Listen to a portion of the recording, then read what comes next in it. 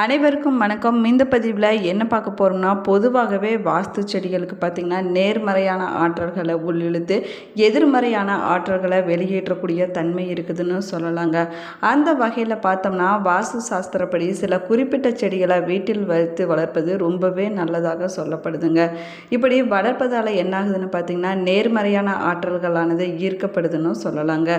அது மட்டும் இல்லாமல் வீட்டிற்கு செல்வ செழிப்பு கிடைக்குங்க. வாஸ்துப்படி எந்த செடிகளை வீட்டில் வைத்து வளர்க்க வேண்டும், எந்த செடிகளை வீட்டில் வைத்து வளர்க்கக்கூடாது, எந்த திசையில் வாஸ்து செடிகளை வைத்து வளர்க்க வேண்டும் என்பதை பற்றிய சுவாரஸ்யமான தகவல்களை தெரிஞ்சுக்கலாம். வீடியோவை ஸ்கிப் பண்ணாமல் முழுசாக பாருங்கள். சேனலை சப்ஸ்கிரைப் பண்ணலன்னா சப்ஸ்கிரைப் பண்ணிக்கோங்க. கூடவே இருக்கிற பெல் ஐக்கானையும் கிளிக் பண்ணிக்கோங்க. வாங்க வீடியோக்குள்ளே போகலாம். வீட்டில் எப்பயுமே சண்டையும் சச்சரவுமாக இருக்குதா, மனக்குழப்பமாக இருக்குதா, மனதில் அமைதி இல்லாத நிலையில் இருக்கிறீங்களா, எப்பயுமே ஒரு மாதிரி இரிட்டேஷனாக இருக்கிறீங்களா, உங்களுக்கு ஜோதிட ரீதியாக ஏதாவது சந்தேகம் இருந்துச்சுன்னா இந்த வீடியோவுக்கு கீழே டிஸ்கிரிப்ஷனில் வராகியம்மன் ஜோதிட நிலையத்தோட தொலைபேசி எண் கொடுத்துருக்குறேன். இந்த எண்ணுக்கு தொடர்பு கொண்டு பேசி பாருங்கள். உங்கள் வாழ்க்கையில் இருக்கக்கூடிய பிரச்சனைகள் அனைத்துக்குமே சரியான தீர்வு கிடைக்குங்க. வாஸ்து சாஸ்திரப்படி பார்த்தீங்கன்னா, சில குறிப்பிட்ட செடிகளை வீட்டில் வைத்து வளர்ப்பதால் ஒரு நல்ல அதிர்ஷ்டம் கிடைக்குதுன்னு சொல்லலாங்க. அது மட்டும் இல்லாமல் நேர்மறையான ஆற்றல்கள் அதிகரிக்கணும்னு சொல்லலாங்க. வீட்டிற்கு செல்வ செழிப்பு கிடைக்குங்க. அந்த வகையில் வீட்டில் வைத்து வளர்க்கக்கூடிய வாஸ்து செடிகள் என்னென்னு பார்க்கலாம் வாங்க. துளசி செடி பார்த்தீங்கன்னா மகாலட்சுமியுடைய அம்சமாகவும் சொல்லப்படுதுங்க. அது மட்டும் இல்லாமல் துளசி செடி ஒரு புனித செடியாகுங்க. இந்த செடியை வீட்டில் வைத்து வளர்த்திட்டு வருவதால் நேர்மறையான ஆற்றல்கள் பார்த்திங்கன்னா அதிகரிக்கணும்னு சொல்லலாங்க. இது காற்றை சுத்தப்படுத்துவதில் முக்கிய பங்கு வகிக்குதுங்க. அது மட்டும் இல்லாமல் எதிர்மறையான ஆற்றல்களை வெளியேற்றுவதில் முக்கிய பங்கு வகிக்குதுன்னு சொல்லலாங்க. இந்த செடியை வாஸ்துப்படி வச்சு வளர்ப்பது ரொம்பவே நல்லதுங்க. துளசி செடியை கிழக்கு திசையில் வைத்து வளர்ப்பது ரொம்பவே நல்லதுங்க. நேர்மறையான ஆற்றல்களை அதிகரிக்க செய்யுங்க. மணி பிளான்ட் செடி பார்த்தீங்கன்னா அதிர்ஷ்டம் மற்றும் செழிப்பினுடைய அடையாளமாகவும் சொல்லப்படுதுங்க. இந்த செடியை வாஸ்துப்படி வீட்டில் வச்சுட்டு வளர்த்திட்டு வருவது செல்வத்தை அதிகரிக்க செய்யணும்னு சொல்லலாங்க. இந்த மணி பிளான்ட் செடி வீட்டில் இருப்பது நேர்மறையான ஆற்றல்களை அதிகரிக்க செய்யணும்னு சொல்லலாங்க. அது மட்டும் இல்லாமல் பணத்திற்கு எந்த விதமான தட்டுப்பாடும் வராதுங்க. வாஸ்துப்படி மூங்கில் செடி பார்த்தீங்கன்னா அதிர்ஷ்டம் மற்றும் நீண்ட ஆயுளை குறிக்குதுன்னு சொல்லலாங்க. இந்த செடியை நம்ம வீட்டில் வைத்து வளர்த்திட்டு வருவதால் அமைதியும் மகிழ்ச்சியும் கிடைக்குங்க. அதே போல் வேப்ப மரம் பார்த்திங்கன்னா மருத்துவ குணங்கள் அதிக அளவில் நிரம்பி இருக்குதுன்னு சொல்லலாங்க. வேப்ப மரத்தை பார்த்திங்கன்னா எதிர்மறையான ஆற்றல்களை வெளியேற்றுவதில் முக்கிய பங்கு வகிக்குதுங்க. வேப்ப மரத்தை வீட்டில் வச்சு வளர்த்திட்டு வருவது ரொம்பவே நல்லதுங்க. நேர்மறையான ஆற்றல்களை உள்ளிழுக்கணும் சொல்லலாங்க. வாஸ்துப்படி அசோகா செடி பார்த்திங்கன்னா வீட்டில் மகிழ்ச்சியும் அமைதியும் கொடுக்கக்கூடிய செடியாகுங்க. இந்த செடியை வீட்டில் வச்சு வளர்த்திட்டு வருவது ரொம்பவே நல்லதுங்க. அதே போல் பிஸ்லி லில்லி செடி பார்த்திங்கன்னா அமைதி மற்றும் நல்லிணக்கத்தின் அடையாளமாகவும் சொல்லப்படுதுங்க. இந்த வாஸ்து செடியை வீட்டில் வச்சுட்டு வளர்த்திட்டு வருவதான நேர்மறையான ஆற்றல்களானது அதிகரிக்கணும் சொல்லலாங்க.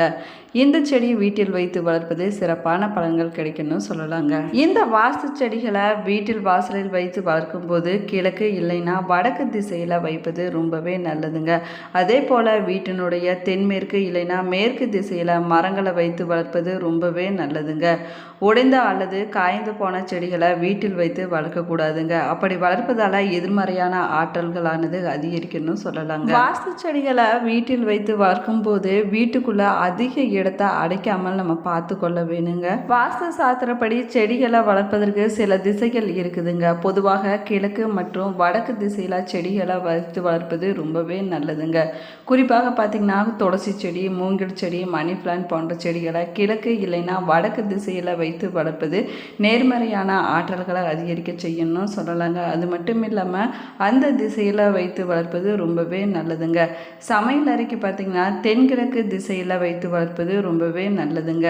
அப்படி முடியாதவங்க வடமேற்கு திசையை கூட பயன்படுத்திக்கலாங்க. கிழக்கு திசை பார்த்திங்கன்னா சூரியன் உதிக்கக்கூடிய திசையாகுங்க. இந்த செடியில் வாஸ்து செடிகளை வைப்பதன் மூலமாக ஆற்றல் மற்றும் நேர்மறையான சக்திகளை ஈர்க்கணும்னு சொல்லலாங்க.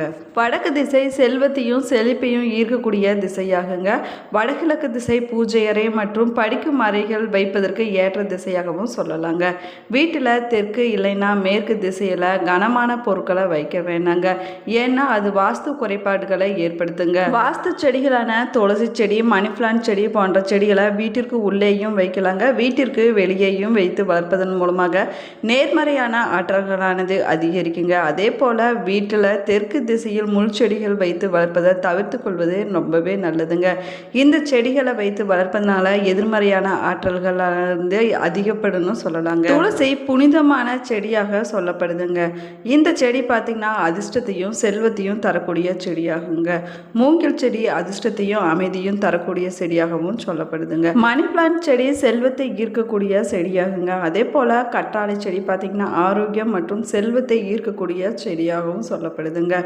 சங்க கல்பப்பாளர்கள் பார்த்திங்கன்னா அமைதியும் நேர்மறையான ஆற்றல்களையும் அதிகரிக்க செய்யுங்க. வாஸ்து சாஸ்திரப்படி செடிகளை வைப்பதன் மூலமாக வீட்டில் நேர்மறையான ஆற்றல்கள் அதிகரிக்கணும் சொல்லலாங்க. அது மட்டும் இல்லாமல் நல்ல அதிர்ஷ்டம் கிடைக்கணும் சொல்லலாங்க. வீட்டில் மகிழ்ச்சி எப்பொழுதுமே நிலவுங்க. வாஸ்து செடிகளை வீட்டில் வச்சு வளர்க்கும் போது தாவரங்கள் காஞ்சு போயிருச்சுன்னா அதை அப்புறப்படுத்தி விட வேணுங்க. அது ரொம்பவே முக்கியமானதாக சொல்லப்படுதுங்க. அதே போல் நம்முடைய வீட்டு வெளியில் இல்லைன்னா உள்ளேயும் வளர்க்கக்கூடிய தாவரங்கள் பார்த்திங்கன்னா காய்ந்து போகாமல் பார்த்து கொள்ள வேணுங்க. அந்த வகையில் சில வாஸ்து தாவரங்களை நம்முடைய வீட்டில் வச்சு வளர்த்திட்டு வருவதனால சுபிஷம் கிடைக்கும்னு சொல்லலாங்க. சில வாஸ்து செடிகளை வீட்டில் வைத்து வளர்த்திட்டு வருவதனால நேர்மறையான ஆற்றல்கள் அதிகரிக்குங்க. இதனால் வீட்டில் இருக்கக்கூடிய அதிர்ஷ்டம் இல்லாமல் போய்விடுங்க. எந்த வாஸ்து செடியை வீட்டில் வச்சு வளர்க்கக்கூடாது என்பதை பற்றி பார்க்கலாம் வாங்க. முள் இருக்கக்கூடிய கள்ளி செடி போன்ற செடிகளை வீட்டில் எப்போதுமே நம்ம வளர்க்கக்கூடாதுங்க. சிலர் பார்த்திங்கன்னா அழகுக்காக வளர்ப்பாங்க. அது அதிர்ஷ்டம் என கருதி இந்த செடிகளை வளர்த்துட்டு வருவாங்க. ஆனால் வீட்டில் கள்ளி செடி வளர்ப்பது அதிர்ஷ்டத்தை கொடுக்காதுங்க, நேர்மறையான ஆற்றல்களை அதிகரிக்க செய்யுங்க. ஆனால் கள்ளி செடியை நம்முடைய வீட்டில் எப்போதுமே வளர்க்கக்கூடாதுங்க. அதை தவிர்த்து கொள்வது ரொம்பவே நல்லதுங்க. நம்ம வளர்ப்பதன் மூலமாக மனதிற்கு சஞ்சலம், மன அழுத்தம் போன்றவைகள் ஏற்படுங்க. அதோடு வீட்டில் எதிர்மறையான ஆற்றல்களும் அதிகரிக்குங்க. இப்படி முள் இருக்கக்கூடிய செடிகளை வீட்டில் வளர்ப்பதால் குடும்பத்தில் இருக்கக்கூடிய உறுப்பினர்களிடத்தில் தேவையற்ற வாக்குவாதங்கள் ஏற்படுங்க. சண்டை சச்சரவுகள் உண்டாவதற்கான வாய்ப்புகளும் இருக்குதுங்க. எனவே முள் செடிகளை வீட்டில் வைத்து வளர்ப்பதை தவிர்த்து கொள்வது ரொம்பவே நல்லதுங்க. அதே போல 3 முதல் 4 அடி உயரம் வரை வளரக்கூடிய செடிகளை வீட்டின் தென்கிழக்கு பகுதியில் வைத்து வளர்க்கலாங்க. அதே போல நம்முடைய வீட்டில் வடகிழக்கு பகுதியில் இந்த செடிகளை மற்றும் மரங்களை வைத்து வளர்க்கக்கூடாதுங்க. அதிர்ஷ்டமாக சொல்லக்கூடிய பொன்சாய் மரத்தை வீட்டிற்கு வெளியில் வளர்க்கலாங்க. ஆனால் வீட்டுக்குள்ளே வளர்க்கக்கூடாதுங்க. அதே போல் வீட்டுக்கு வெளியில் புளிய மரத்தை வளர்க்கக்கூடாதுங்க. அது மட்டும் இல்லாமல் புளிய மரம் இருக்கக்கூடிய இடத்துக்கு பக்கத்தில் நம்ம வீடு கட்டுறதை தவிர்த்து கொள்வது ரொம்பவே நல்லதுங்க. நம்முடைய வீட்டை சுற்றி பருத்தி செடிகளை வளர்ப்பது நல்லதில்லைங்க. வீட்டினோட வடக்கு பகுதியில் சிறிய செடிகளை வைத்து வளர்ப்பதை தவிர்த்து கொள்வது ரொம்பவே நல்லதுங்க. அதே போல் வீட்டினுடைய முன்பகுதியில் உயர்ந்த மரங்களையும் தடிமனான மரங்களையும் வளர்க்கக்கூடாதுங்க. இப்படி வளர்ப்பதால் எதிர்மறையான ஆற்றல்கள் நம்முடைய வீட்டுக்குள் வருவதற்கான வாய்ப்புகளும் இருக்குதுங்க. வீட்டு வாசல்ல மணி பிளான்ட், மூங்கில் செடி, அசோகா செடி, பீஸ் லில்லி, துளசி போன்ற செடிகளை வீட்டு வாசல் வைத்து வளர்ப்பதன் மூலமாக நேர்மறையான ஆற்றல்கள் அதிகரிக்குங்க. அதே போல கற்றாழை, மூங்கில் செடி மற்றும் ஸ்பைடர் செடி போன்றவற்றை குளியலறைக்கு பக்கத்தில் வைத்து வளர்ப்பதற்கு ஏற்ற செடியாகவும் சொல்லலாங்க. சில குறிப்பிட்ட செடிகளை வீட்டிற்கு உள்ளேயும் வெளியேயும் நட்டு வைத்து வளர்ப்பதால தூய்மையான காற்று கிடைப்பது மட்டும் இல்லாமல் பலவிதமான நன்மைகளும் நமக்கு கிடைக்குங்க.